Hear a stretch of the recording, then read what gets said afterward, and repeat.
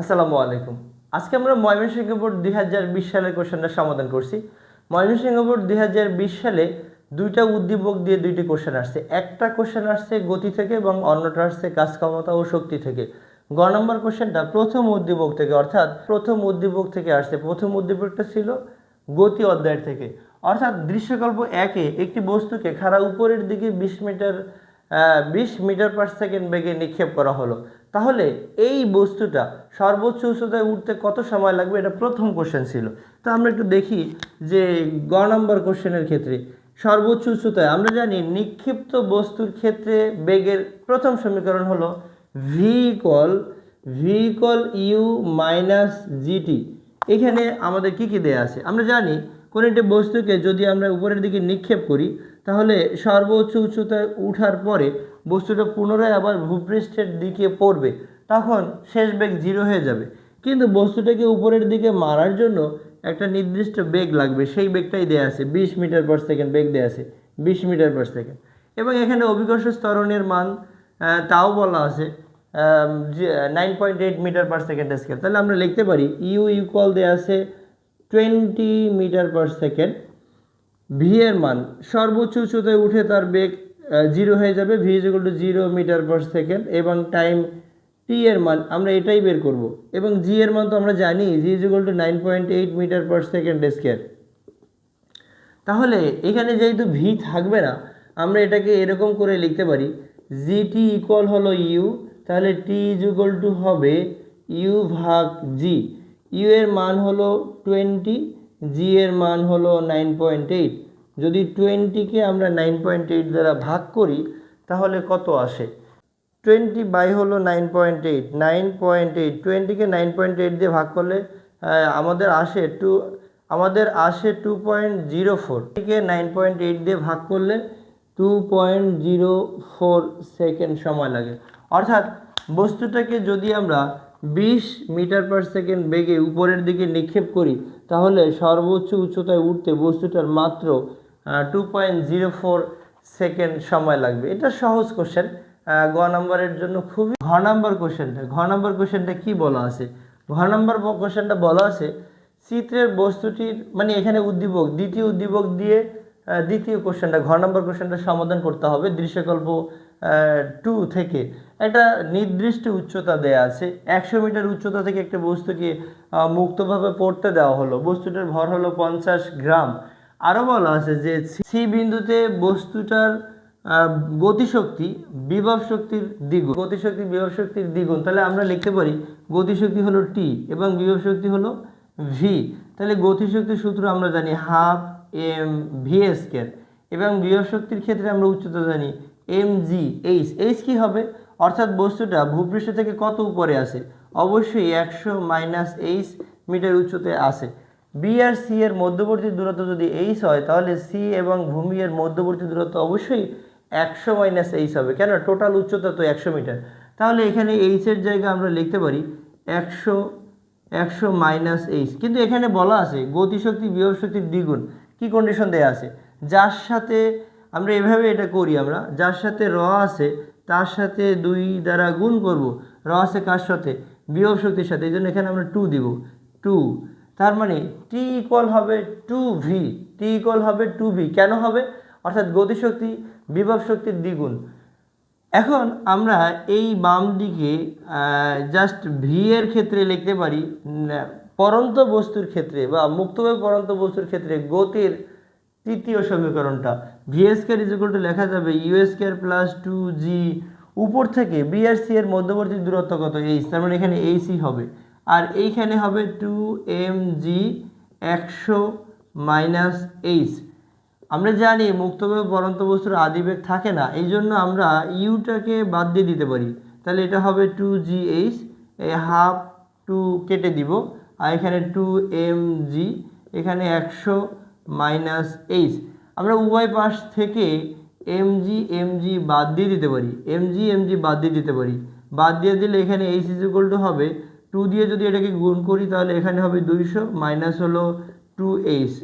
তো ফাইনালি আমরা যদি এইচ যুক্ত রাশিগুলোকে একদিকে নিয়ে আসি তাহলে 2h প্লাস এইচ কিন্তু 3h হয়ে যাবে। এটা হবে 3h ইকুয়াল হলো 20। তো এইচ ইজ ইকুয়াল টু যেটা হয় 20কে আমরা যদি 3 দিয়ে ভাগ করি 318 6.67 মিটার, অর্থাৎ ভূপৃষ্ঠ থেকে 66.67 মিটার উচ্চতায় বস্তুটির গতিশক্তি বিভব শক্তির দ্বিগুণ হবে। এই কন্ডিশন থেকে আমাদের অঙ্কটা করা লাগবে। তাহলে আমরা এইচ এর মান কিন্তু পেয়ে গেলাম। মান আমরা কি পেলাম? এইচ এর মান পেলাম 66.67 মিটার, এবং এই ক্ষেত্রে এই জায়গায়ও এইচ এর মানটা হবে 66.67 মিটার। তো এখন আমাদের কোশ্চেনটায় বলা আছে যে সি ও ডি বিন্দুতে মোট শক্তি একই থাকবে কিনা সেটা আমরা করব। তো দেখি সি বিন্দুতে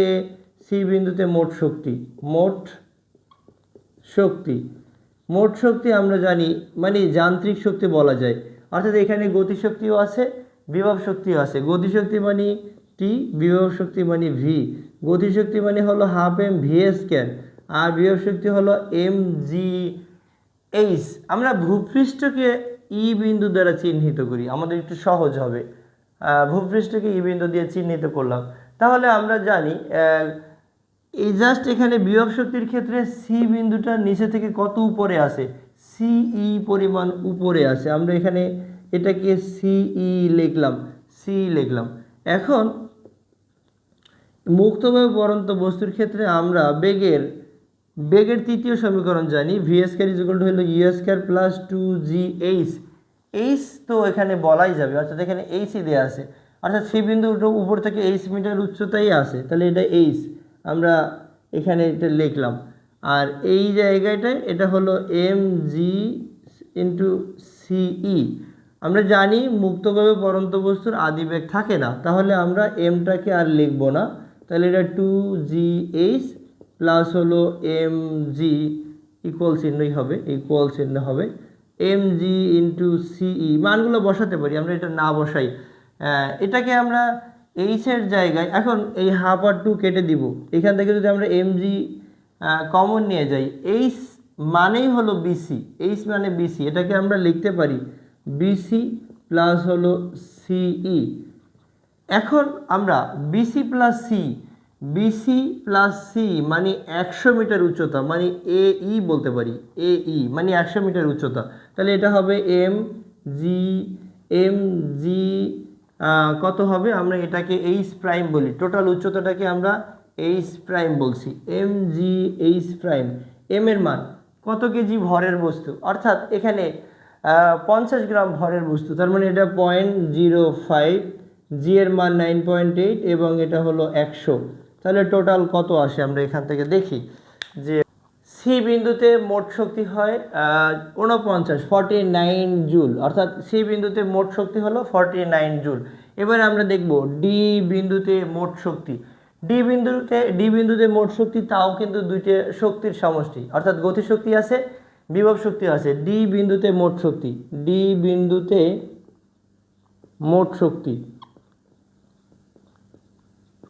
শক্তি ইডি বলবো, এটা হলো তাহলে গতিশক্তি প্লাস হলো বিভব শক্তি। গতিশক্তি হাফ এম ভি স্কয়ার, বিভব শক্তি হলো এম জি এইচ। আমরা লিখবো গতিশক্তির ক্ষেত্রে গতিশক্তি হাফ এম ভি স্কয়ার, এখানে ভি হলো পরন্ত বস্তুর ক্ষেত্রে বেগের তৃতীয় সমীকরণটা, তাহলে হাফ এম, ভি হলো ইউ স্কয়ার প্লাস 2gh। গতিশক্তির ক্ষেত্রে উচ্চতা হলো বিডি উচ্চতা, এখানে আমরা বিডি লিখলাম প্লাস এম জি ইন্টু হলো এখানে ডিই। এখন মুক্তভাবে পড়ন্ত বস্তুর আদিবেগ থাকে না, তাহলে ইউ বাদ যাবে, তাহলে half M into 2g into হলো বিডি, এই হাফ এবং 2 কেটে দেব, প্লাস হলো এম জি ইন্টু ডিই। তো আমরা এই পুরোটা এই পাশ থেকে যদি এম জি কমন নিয়ে যাই তাহলে যেটা হবে এখানে থাকবে বিডি আর এখানে থাকবে ডি, বিডি প্লাস হলো ডি। আমরা এই বিডি প্লাস ডি মানে টোটাল হলো এই এইচ প্রাইম, টোটাল এই উচ্চতা, এটাকে আমরা বলতে পারি এম জি ইন্টু হলো এই। তো ফাইনালি এম হলো 0.05, জি এর মান হলো 9.8 এবং হাইট এর মান হলো 100। তাহলে এটাও কিন্তু এই 49 জুল আসে। তাহলে আমরা দেখলাম ডি বিন্দুতে মোট শক্তি তাও হলো 49 জুল। অর্থাৎ এটা শক্তির সংরক্ষণশীলতার নীতি মেনে চলে, বা সি এবং ডি বিন্দুতে মোট শক্তি একই থাকে বা ধ্রুব থাকে। শক্তির সংরক্ষণশীলতার নীতি অনুযায়ী আমরা জানি মুক্তভাবে পড়ন্ত কোনো বস্তুর ক্ষেত্রে সকল বিন্দুতে মোট শক্তি অপরিবর্তনীয় থাকে।